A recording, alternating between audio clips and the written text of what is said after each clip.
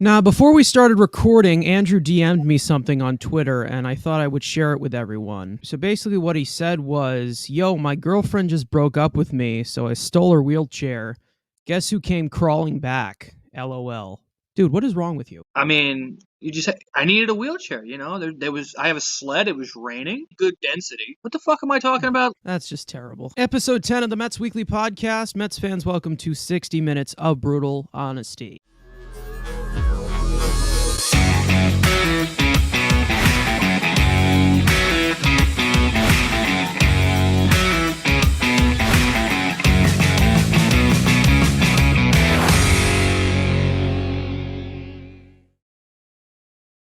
Now, before we begin, y'all know the drill by now. Subscribe to the Mets Weekly channel. Follow us on Twitter, TikTok. All of our individual links are in the description. So we are now about a week into spring games, and we have seen quite a few players play for the Mets, some that are good and some that are bad, inching closer and closer away from the WBC, which most of our players will be traveling off to, and we'll get a nice look at the young guys who are already looking to impress so far. Yeah, as of the day of this recording, all those guys are gone, and now it's all about the kids, and Mark Canha's there too.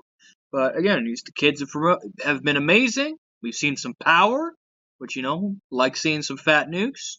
The bullpen battle's been fun. There's been no times I've wanted to kill this team yet, so throughout the first week, good job. It's been good to see the young guys step up, like Andrew said. Some of the old guys, we'd hope for a little better guys who are here, on major league deals. That has not happened quite yet, but we talked about it going into spring training. We're all just waiting for that WBC because this is where the young guys are going to get that full-on playing time, not going up against total backups. Now that actually get to face more, starters, more major league caliber players.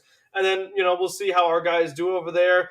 I'm hoping one team in particular goes pretty far, but we'll see how it goes. But again, we just want everyone to be healthy. I don't know if we're going to get into the report with Diaz and Puerto Rico not pitching him back-to-back days. That's how they broke Seth Lugo when they really overused him as a starting pitcher because they had no one else who could pitch. And I say that as a fellow Puerto Rican, there was not much depth. So the bullpen is much stronger this time around. So I really hope they don't do that with Diaz. And just with all of our guys, please be very careful. I know it means a lot to your country, but we got bigger things to accomplish. I'm just sitting here enjoying spring like I've been saying the whole time. I'm pretty much just on a beach in PSL right now, chilling, watching, not really over-exaggerating anything that's going on right now. I just want to see baseball. And that's all that spring training is about for me.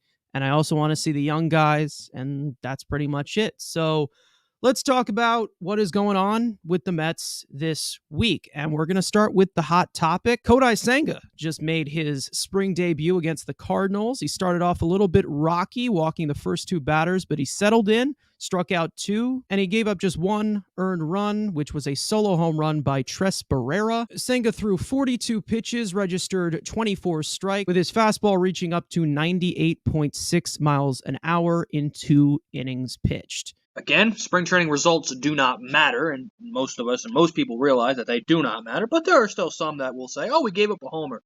He was gassing consistently 98, so that's good to see him staying in that range. I think he averaged 97 was the exact average, so that looked good. The ghost fork looked scary. The slider wasn't as sharp, and that was the pitch that was left up over the middle of the plate, and that fourth string Cardinal catcher just absolutely launched it over the left field fence. But I'm not concerned. Again, I like that he did bounce back after those first two walks, and then going up against the meat of that Cardinal order, getting out Nolan, Goldie, and Walker, and not giving up a run. So again, the slider, work on that a little bit. We know he has the 2 guaranteed pitches. We said those are his 2 more advanced pitches, and he's working on the slider. The results really don't matter. It's just kind of how does the stuff look, and he seemed comfortable. He made some adjustments to pitch. He said after the game the pitch clock was an adjustment, but overall, it looked pretty good again. But he gave up a homer in a spring training game in his first appearance, so it's bad. But it looked pretty good. Yeah, obviously it wasn't perfect, giving up those couple walks, the home run and what have you, but it wasn't totally awful. It's not like he wasn't able to get out of it, giving up, 5 runs, 7 runs, like we've seen with some other starting pitchers, which we'll get to later on. So I think as long as he stayed healthy, the ghost was with him, and he's making adjustments and learning all these new things, that's really the most important thing. An MLB team got to see him, a team in the National League. maybe a team you'll face in the postseason. So, I mean, it's always a good test for Kodai Senga to go up against the Goldschmidts and Arenados of the world. I got exactly what I wanted to see from Kodai Senga, and I'm really happy because this is the first time I'm actually going to say this. I wanted him to walk a few batters, and I wanted to see how he composed himself after that. And he did fairly well in that first inning. Walking the first two batters, had a lot of control and command issues towards the beginning. You could see a little bit of, debut jitters. That's something that you're going to see throughout the year. It's not going to be perfect, but we all know of the capacity of talent that, he could possibly bring. Almost touching 99, 98.6, if you want to round that up, whatever. Still lives in 100. Eventually we can see him top 100, but again, this is going to be an adjustment for him. As compared to results-wise, and we're talking about some of the starting pitchers that have had some struggling outings so far to start off spring, it wasn't bad. I think it was definitely a quality outing for his first try, basically on a regulation major league mound facing a major league team. We know we saw him in, I can't really say America because he was in the WBC a few years ago. So the home run he gave up, just a hanger. It happens, whatever. But I definitely liked a few of the adjustments that he made mid-game, and that was definitely something that I was definitely impressed with. Cutter looks a lot better than I thought it would.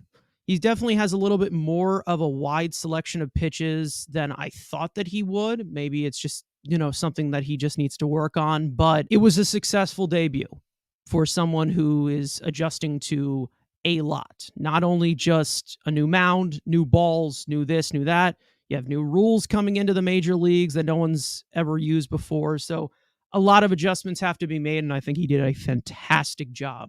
As far as debuts go and sequences of events, Jose Quintana has definitely had a sour one to start this one off. Last Tuesday against the Astros, Quintana surrendered 4 hits, 5 earned runs, walked 1, struck out nobody in .2 innings pitched, throwing 30 pitches. But Quintana did have a solid bounce-back outing following Senga with a scoreless 1-2-3 inning with a strikeout, but he did leave the game due to left side tightness. He reportedly will be getting a test on it today, which makes his participation in the WBC for Team Colombia very uncertain at this point. Yeah, I mean, this is pretty much everything you don't want to see. I mean, we don't want to overreact too much to a spring training outing, whether it's really good or really bad. But no matter how you slice it, getting bombed by a bunch of no-names and minor league players is definitely not what you want to see out of a guy who's going to be a mid-rotation starter. He's going to be a guy that might make postseason starts for you.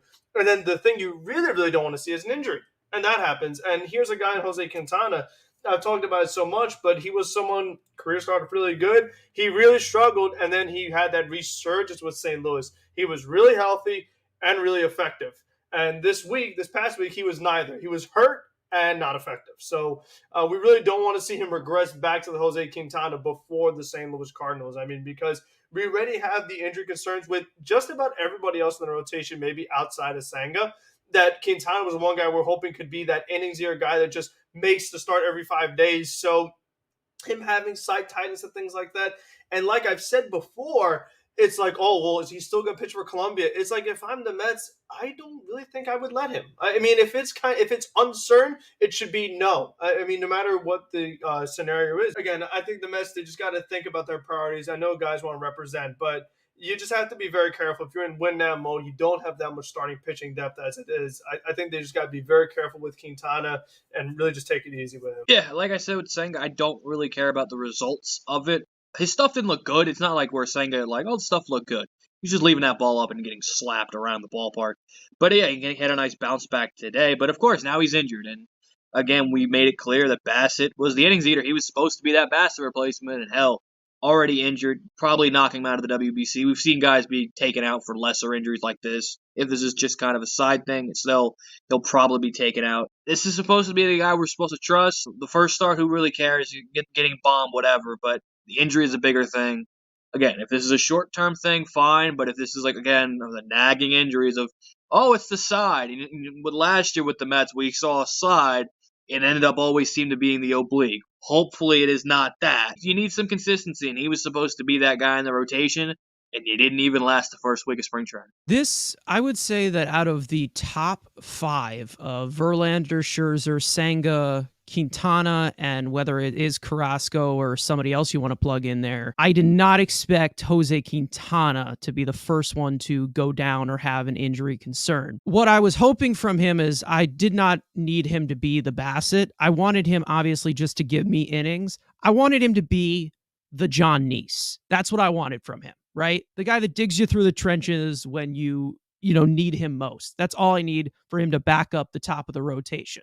Hearing side tightness, it's definitely a lot more nerve-wracking than I think people think of it. Again, just with the whole situation, what we went through with DeGrom and 2 completely different pitchers. It's definitely some wording that kind of sucks. As for his debut, didn't look like himself, and you know what, that's fine if it's a first start. If you're going to suck, do it the first time that you do it. I think he'll be fine. I don't expect a glorious sample from this guy, but I think that he'll be able to give you quality. As for the WBC, again, I think that with the amount of guys that they are putting out the risk of guys who could get injured in a very competitive tournament, I personally think the Mets have to do some kind of physical before they let them go, before they allow them to actually be confirmed. And the Mets have to have some kind of grip on it, because we have a lot of stars going to the WBC. Pete Alonso, if you want to knock on wood, if you're superstitious like that, but even though he hasn't been banged up that much throughout his career, we lose him. That's a huge part of your lineup. Same thing goes for Francisco Lindor. Same thing goes for Jeff McNeil. Same thing goes for pretty much a lot of pieces that are going to the WBC. So they really do need to be precautious about this. And I think that the Mets need to have a final judgment if they want this player participating or putting any limits on them, because even though it's a long season and they could recover from any injury that they possibly have in the WBC, it's definitely not the best way that you want to start off the season. Now, the showcase of Mets prospects has definitely been fun so far, but nobody has stolen the show like number 6 overall prospect, Ronny Mauricio. So far, Ronny is 5 for 13 with 3 homers and 5 runs batted in, as he has showcased the raw power tool very early that was scouted back in 2017, as the 21-year-old shortstop is coming off a Dominican Winter League MVP campaign where he slashed .287, .335, .468 with a 129 OPS plus in 203 plate appearances. The thing about Mauricio is that he always had that high potential. He has that great frame. Will he ever build into and showcase that power that he could eventually tap into? And we've seen it these past few days, so that's definitely great to see. But it's like we've said all along, what is the future for Ronny Mauricio as a New York Met? The guy was, scouted. He was scouted as a shortstop. That's not going to happen. And the Mets haven't really been very creative and very proactive in experimenting with him, putting him at other places in the infield, maybe in the outfield. So again, it's like if you have a guy with all this talent that he's lost some stock, maybe if he has a really good spring training, can increase it a little bit.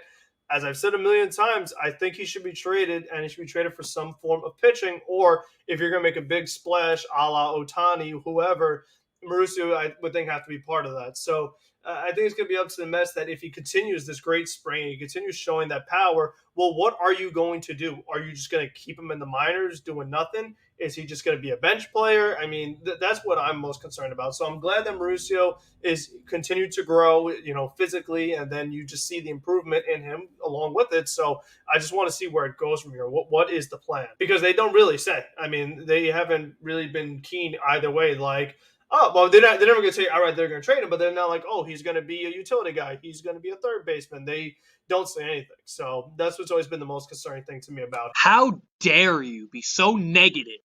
The plan is obvious. He is Yordan Alvarez. He is the DH of the future. Screw Mark Vientos. Darren Ruff is gone after the season. Chungus is gone. The future DH is Ronny Mauricio. Have you seen those Barry Bonds numbers? Have you seen the launch angle and the exit velos? This man is a DH. You know what? I'm going to say it too. He's the next Darryl Strawberry. He's going to hit 40 homers at a DH for the New York Mets. Here's the real answer. He is the emergency shortstop. Yes, Lindor is an Iron Man, and he's been an Iron Man throughout his whole career. In a case of an emergency, which, Frank, would you like to see your boy Marrero play shortstop again? or Absolutely not. We got to be prepared for all the the emergencies. emergencies. So in an emergency, if let's say, God forbid, Lindor blows out his ACL, you need an everyday shortstop. And this is maybe at middle of the season, maybe hell even if he keeps hitting. You need a shortstop. Do you want Luis Guillorme playing shortstop every day? Or you want the kid to have the chance? So yes, I still would be interested in trading him if, Corbin Burns is on the table, Ohtani's on the table, yes. But if he keeps hitting the way he is and hitting all those fat nukes, and we're like, we need homers. Chungus is gone after the season, and Darren Ruff, we're sending him back to Korea in like 2 weeks. You need a DH. And his defense is okay, and letting him continue to improve at shortstop and be the emergency shortstop. What if the plan is he's just the future DH and is a switch hitter, so you don't have to have, you can be a platoon, lefty, righty. He's a switch hitter. He can hit both. He's more powerful, I think, from the right side, left side. We haven't really seen great success from the right side in spring, but throughout the season, majority of minor league career, he's better against the left side, better left-handed than right. But he has that ability of being a switch hitter. And guess what? You can open up your bench down the line. If Ronnie's the DH, opens up a couple bench spots, you can have an extra utility infielder, an extra utility outfielder, because the DH is Ronny Mauricio. You can pencil in 25 homers, whatever. So, and in case of an emergency, he's your backup shortstop behind Francisco Lindor, because I cannot deal with Luis Guillorme playing 90-plus games at shortstop. Hell no. Sorry, Buck. I know you got a boner for him. I don't need to see that 90 to 100 times a year, him playing shortstop. So, again, if Burns or a superstar is on the table and say, hey, I want Ronny Mauricio, a controllable star, okay. I'm not flipping him for a rental. This, again, I'm not PCAing this. I will trade him for a controllable superstar. That is the only way I trade Ronny Mauricio. Again, I'm not as high as most people were. I know everyone's all crazy with the homers. But if he continues to show the power potential, why can't he be that future DH? And again, it's a nice spring. It's a great start. He's not making the big league roster this year. He shouldn't. Neither did Alvarez or Beatty last year, but, we'll see. He should spend a year all in AAA. And then next year, Vogelbach and Ruff being gone, that can open up the position for Ronny Mauricio if he isn't traded for that controllable stuff. They're all good points as to what the Mets could do with Ronny Mauricio, if they're going to move him or not. They're going to keep him in AAA or not. We know Lindor locks up this position at shortstop. We've talked about this all the time. It doesn't look like the Mets have really urged as to what they want to do with him positional-wise, as if they want to move him to third base, even try the outfield. So who knows? I wouldn't mind him being a DH. I really wouldn't, because he does have kind of the frame to do that. I know that something that can really stop you in that whole sense is, for prospects to develop, they do need to be at a certain position, and they do need to display all their skills to be a full, complete player.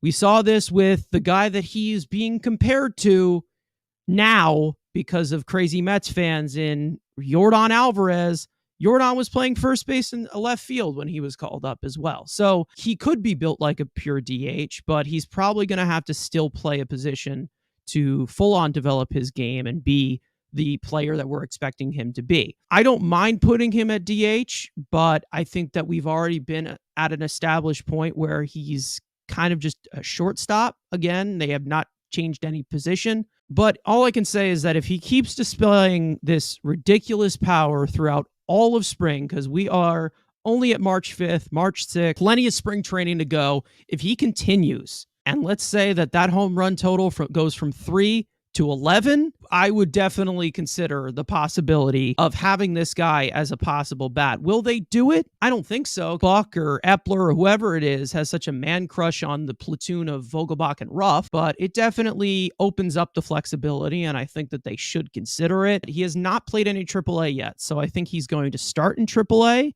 and they'll definitely come to that decision when they need to around maybe it's June, July, or maybe even August. We'll see what happens, but it's definitely a good sight to see that someone who has kind of been written off behind the other prospects, such as Alvarez or Beatty or Vientos, even Alex Ramirez in some regard in the last year. And he looks a lot more seasoned than he did last year or the year before that. So I'm very impressed. I like what I'm seeing so far, and if you continue to hit fat nukes like that, he's definitely gonna turn some heads, and he's gonna make the decision for things going down the line a lot more difficult than they should be. So now I think it's time to provide an update on the biggest battle of spring training, the bullpen. Over the offseason, the Mets solidified a strong back-end four of Edwin Diaz, David Robertson, Adam Ottavino, and Brooks Raley. That leads about 3 to 4 spots being open to a wide selection of arms that they claimed on waivers, they traded for,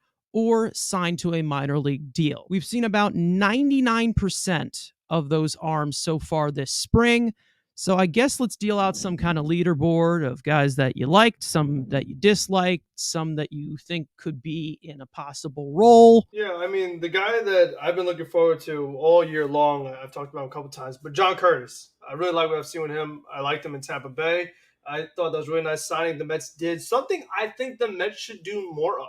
These 2-year deals to guys who, their first year they spend injured, next year they recover and they could contribute to, because you see a lot of these other teams do it. You see teams like the Dodgers do it. So it's something I wish the Mets would do more often. And what I like about John Curtis is that it just seems like so free and easy when he comes into the game. It's not one of those guys where they come in and it's 20 pitches and they're sweating, like Trevor May loading up the bases and then getting out of it. Oh, Trevor May didn't give up a run, but he threw 30 pitches and was sweating and everyone had a heart attack in the process. Like, at least John Curtis comes in, smooth delivery, and just gets the job done. So I've been impressed with what I've seen from him, since he's a guy who does have some major league experience, some postseason experience with Tampa Bay. He's somebody that I would like to see break camp if he continues to pitch really well. So I'm definitely glad that he's recovered and he's pitching for the Mets finally.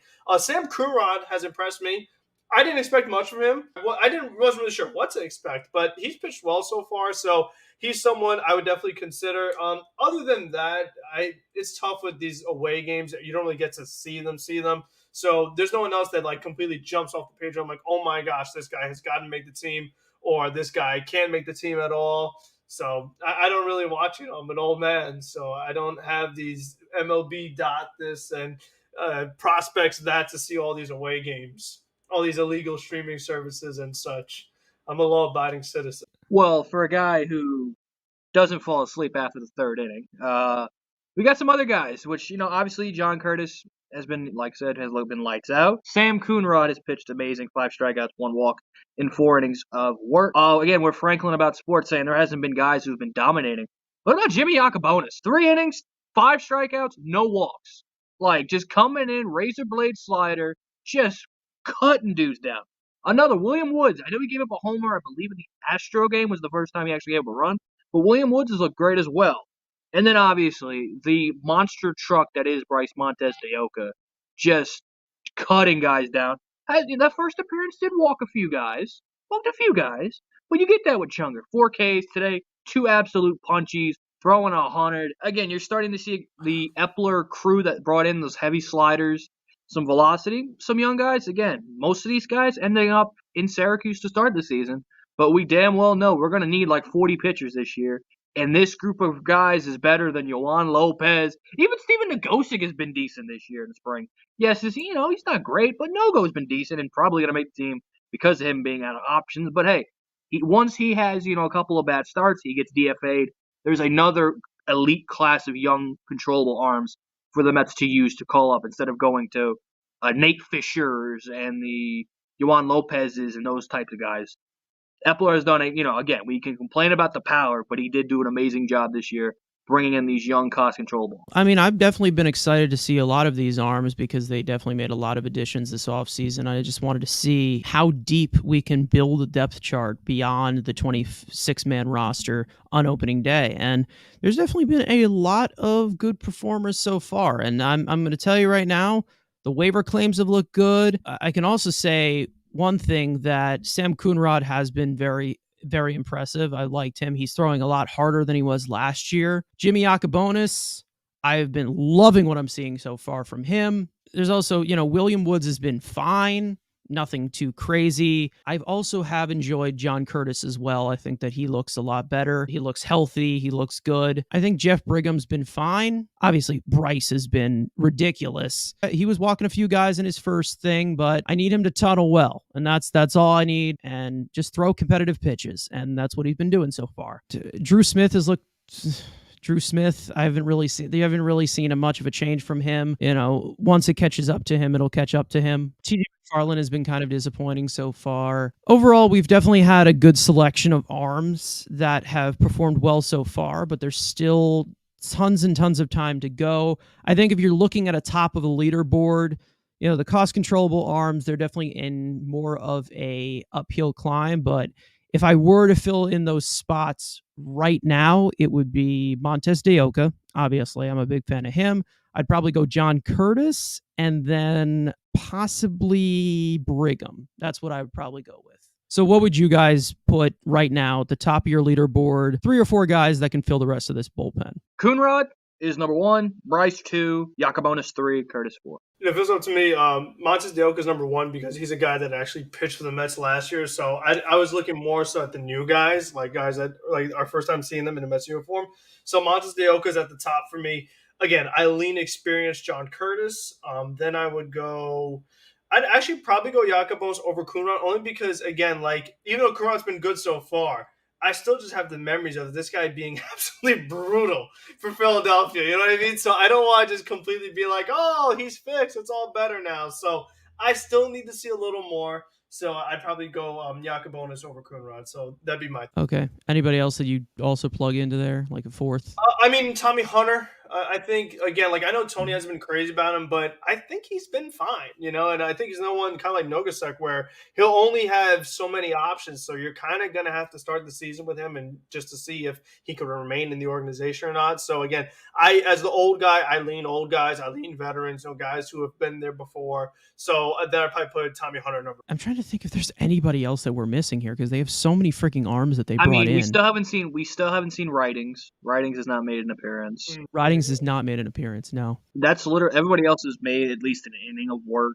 We haven't seen any of the prospects, but who really cares? Those guys aren't in the consideration. As for the main guys, that we're excluding. We still have not seen David Robinson yet. So Robertson, obviously, yeah. He's older than me. That's hard to find for somebody's older. It's we know. Zach Green. We saw Zach Green. He's been okay. He's gotten in and out of trouble. Yeah, the Mets Rule 5 pick never stays, so I doubt it. Dennis Reyes. Reyes has been decent. Denny Reyes has been quality. I'd say he hasn't been anything special. Connor Gray. Gray and Hartwig. Yeah, Connor Gray's been a mess. Yeah, Hartwig was okay. Orzi's been pretty good, but again, we're basing these guys off 2 to 4 innings pitched of work. So, but yeah, I really hope that we do get a little bit more of the front and center, not only just with the young prospects, but with some of these arms that are on the brink of AAA to the major leagues, such as Grant Hartwig. I hope to see a little bit more from him. He is a live arm. Good stuff this guy's got. He's made some really good adjustments in such little time, going through 4 major levels. All 4 major levels in the minor leagues last year. It was very impressive of what he was able to do. I really want to see Steven Ridings too, but we still have not seen him yet. I don't know if he is. I know he's coming off of an injury, but we have not really heard anything about him, which is kind of odd, but we can only make assumptions at this point. And he's been pretty banged up. He's a big guy, so maybe they're taking it a little bit slower with him. So speaking of precautionary health, this week, Tim Britton from The Athletic reported that the Mets are expected to call upon the possibility of a 6-man rotation throughout the season. Now, they are not completely sold on having it throughout the entire year yet, so instead of carrying 6 starters all year long, the Mets are expected to plug in an extra starter whenever they play more than 10 games in a row. Outside of those top 5 projected starters, the Mets definitely have a selection of arms that plug into that role. Tyler McGill, David Peterson, Joey Lucchesi, Jose Budo, Eliezer Hernandez, etc. As the Mets enter 2023 with an older top of the rotation and their youngest being Kodai Senga at age 30, the Mets are really focused on stretching out all of these selected arms as starting pitchers, whether it is during spring training or in AAA to begin the season. I've always been in favor of a 6-man rotation for this New York Mets team, especially with that age concerns and injury concerns, particularly at the top of the rotation. However, people have always told me, oh, well, Max is so used to pitching every 5 days. Justin Verlander, he's got to pitch every 5 days. I get it. I totally understand it. But I think that having these guys fully healthy and rested and performing at their best at the end should be what's most important. Now, do the Mets have what it takes to do a 6-man rotation? Technically, they do, but I don't know if there's 6 arms that I feel completely great about because, number one, you're asking all these guys to be healthy to start the season, which, again, we already talked about. Quintana has an injury concern. David Pearson kind of has an injury concern already. So you're relying on all these guys to be healthy. You're counting on Carlos Carrasco to pitch well, and then one of those other young guys to also be starting rotation caliber, whether that be McGill, Peterson, Lucchesi, Eliezer Hernandez, whoever you want to use. So a lot of things need to break right. So if the Mets do have 6 starting pitchers who all are pitching really good, I'm all for it. I've always been in favor of it. I think it's something that from time to time you should use because you are going to hit those stretches in the season where there are very few off days. You're going to need extra arms. So I'm all for it. And I think it will keep everyone much more ready to step up. This way you already have your 6. If someone goes down, then you're really going into your depth because you already have one of your other guys starting. So now it's like, okay, you have McGill and Pierce in the rotation. And then it's like, is Lucchesi in the bullpen? Is Lucchesi in AAA? So a lot of it's still going to depend on where everyone winds up. I think that's one of the other things that maybe we'll start to get a little bit of resolution with as these starting pitchers are throwing more than 2 innings per start and they can kind of evaluate a little more because, again, it's like we're not trying to overreact, but somebody's got to win these jobs, particularly at that back end rotation. And who's going to be the first man up when something goes wrong or when something happens? It doesn't have to necessarily go wrong, but rain, whatever, these guys still have to show that. So I'm all for it. But again,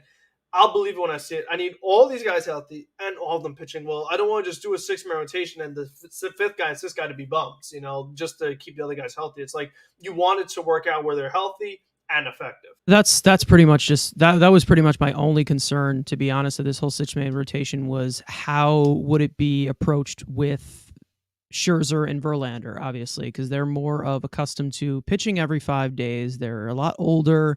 And obviously they can keep these guys a little bit more healthy, but we all know just how Max Scherzer is kind of trained as to every 5 days.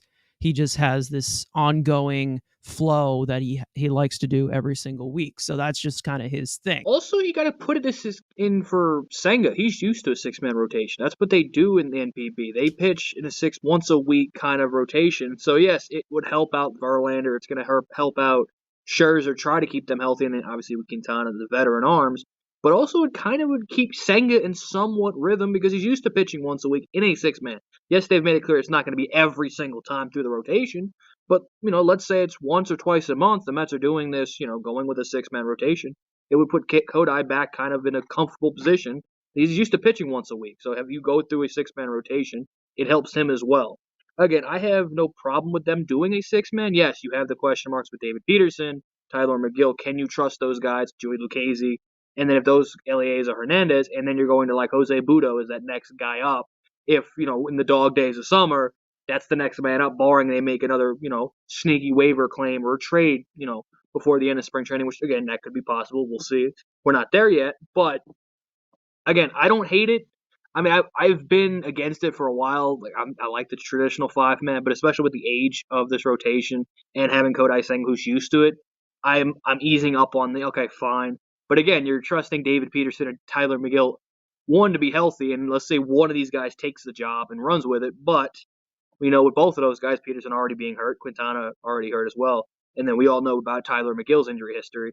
That's your depth. That's the guys you're banking on. Hey, spot start here, and then Joey Lucchesi as well, who has that injury history. So the guys you're trusting to be that 6th man in that rotation, you got to hope one of them's healthy enough to fill that spot. But I'm not against it. Thank you. I look at the entire selection of pitchers from 1 to 10 or 12 or whatever. We all know that there's injury concern, I think, probably with every single one of these pitchers at this point. Justin Verlander coming off the Tommy John, he's 40 years old. Max Scherzer, he will be banged up somewhat in the middle of the season. Kodai Senga, he had some concerns with his physical. He's used to pitching every 6th day. Jose Quintana, just Had an injury today. Carlos Carrasco, injuries galore. Concerns around him. David Peterson's foot is already sore. Tyler McGill has those concerns. Joey Lucchesi coming off of Tommy John. Jose Budo has looked good so far in spring, but we don't know how much distance that he can go with.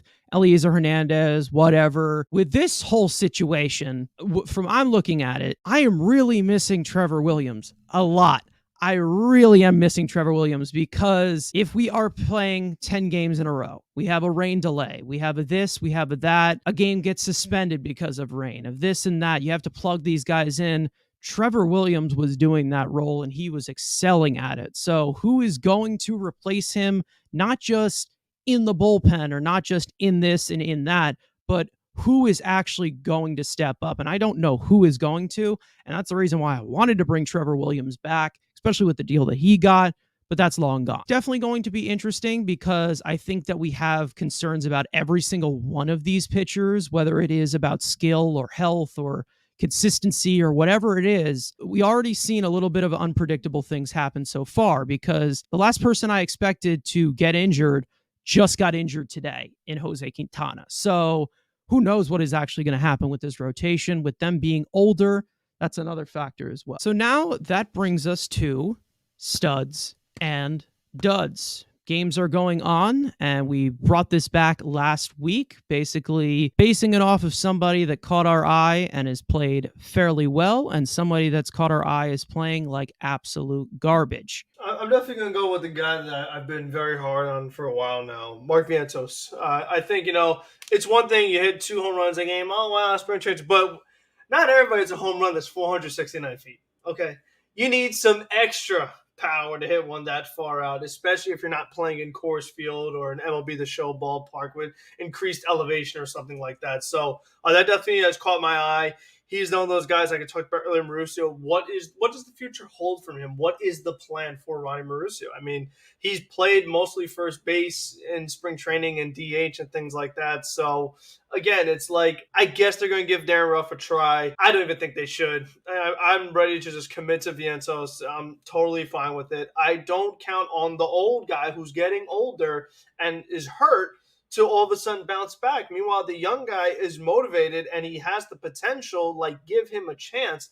Like I always say, the only way these players are going to really develop is if you give them that playing time. So for me, my stud is Mark Vientos. As easy it is for me to be like, hey, just do the guys last week because he continues to hit. I'll be different. And I'll go with the biggest surprise. And this may be one of the 2 biggest surprises for the outfield depth. And that is the GOAT, that is Tim LeCastro. A guy we had no expectations for. We knew he was an elite base runner, and that's literally about it. He gets hits a lot like Mark Canha. But it seems like every game you watch, this guy's got an RBI double in it. Today he had 2 more RBI doubles. He's stealing bases. He's causing havoc, which what he does, causing havoc, running the bases. Already has 2 stolen bases. Got Montgomery to do the throwing error in today's game.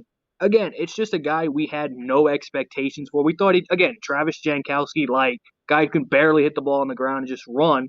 You're starting to see him drive the ball, hitting extra base hits. And, hey, is this a Fugazi run? Probably.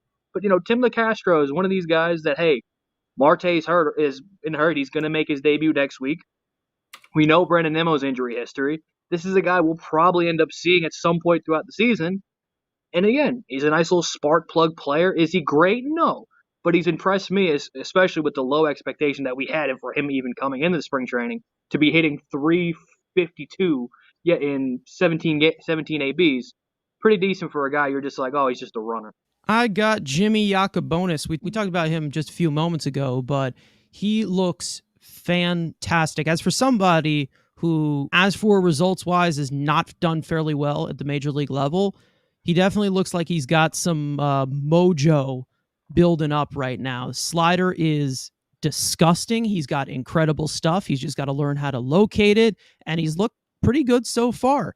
3 scoreless outings has been lights out so far, and I definitely think that he should be considered as someone at the top of the list to maybe replace someone if somebody gets injured, because we're going to use a lot of pitchers, like we've said multiple times. Let's get to the duds, the ones that suck complete ass. I wanted to make him the dud last week, but I was nice. I said, let me not do it. He just got unlucky, but I'm so sick of this already.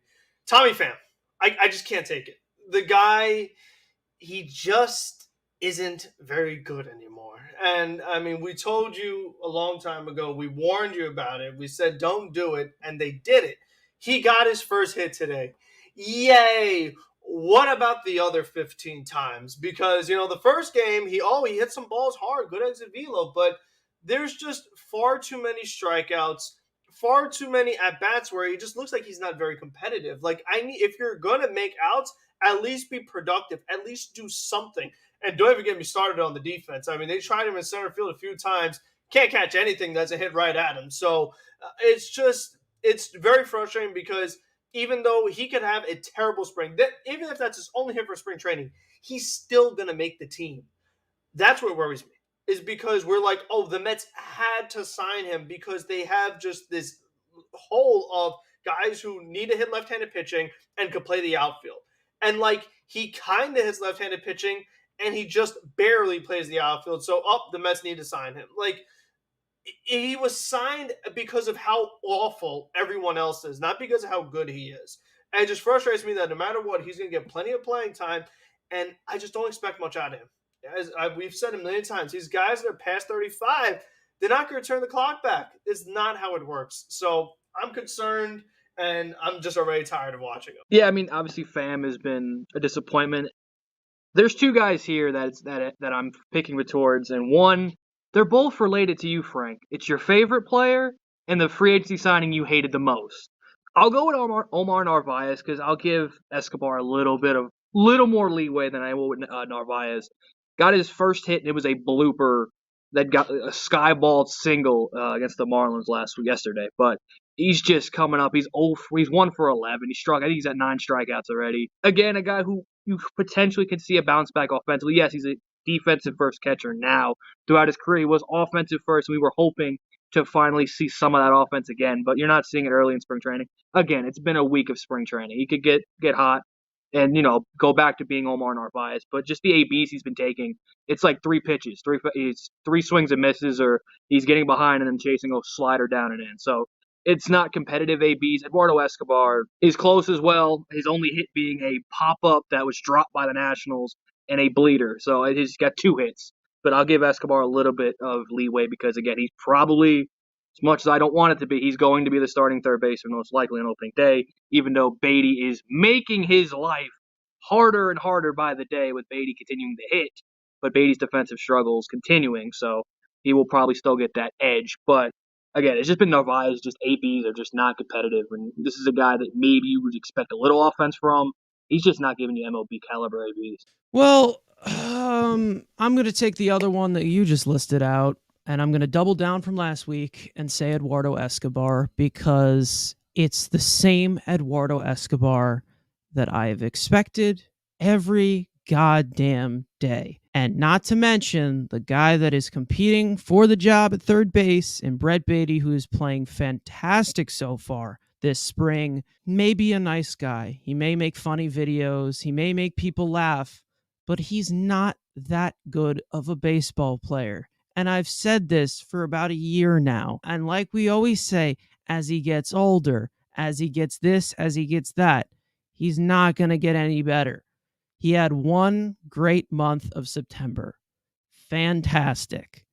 Build on it. And I don't think that he's going to be. I've seen his full capacity. It's time to bring somebody else in there. And even if he does start hitting, he's going to have another frustrating stretch because that's just how he is. I'm doubling down on this one, and I'm going to crap on Escobar for the second week in a row. And I'm glad that we have an out of this with him going to the WBC because I just want to see Beatty play third base. That's literally all I want to see right now because I have seen all I need to see with Eduardo Escobar. I know what type of player he is, which is just mediocre. So now let's get to the questions that you guys sent to us. Once again, if you guys want to ask us a question, click the link in the description, fill out your name and your Mets-related question, and it could be featured on the next episode of the Mets Weekly Podcast. We only really have one question that I thought was pretty much noteworthy because we kind of just went over most of the stuff that was asked. It is from Big Apple Blue, and his question is, who do you want to catch Kodai Senga regularly? I'd say that there's pretty much main 2 of Narvaez and Nito, both pretty good defensive catchers. Yeah, I mean, again, it's flip a coin. It's just whoever he prefers. But I mean, take Nito or Narvaez. Both guys are Gold Glove caliber guys, so it really doesn't matter. I guess Nito, because Nito's bat's hitting a little bit better now. We'll see again. We'll see how it is in June. But right now, I guess I'll stay Nito just because of the Ghost Fork and the movement of him. Nito being younger, again, if that Ghost Fork's in the dirt, I can trust him having better dirt ball reads at his younger age than Omar Narvaez. So I guess I'll tend towards Nito. But again, I think both guys are good enough defensively that they can catch anybody. I mean, that right hand, Frank About Sports got his way, be Francisco Alvarez is the answer, but that will not. So again, I'll probably stick with Nito just because I can trust him. If that Ghost Fork does go crazy, I can expect him to block it better than Narvaez. Since I cannot choose James McCann since he is no longer a New York Met, even though he's being paid by the New York Mets still, I can't choose him. I think that Nito probably, like Andrew says, the safer bet because of the age and things like that. But also, I mean, don't forget the most important thing. I don't know if you guys have seen the commercial with the Mets and the tickets. Like, I don't know if they've played it a couple times yet, but the guy that Kodai Senga is talking to in the commercial is Tomas Nito. So that's the guy should be catching them because they have that relationship. Apparently, Tomas Nito speaks Japanese. He knew what Kodai Senga was saying. So I think that Nito should be the. So now everyone loves Nito now. Okay. He hit a dinger. I mean, you hit a dinger, you get the love. Nito, Narvaez, Alvarez. The answer is Nick Mayer. Let me tell you why.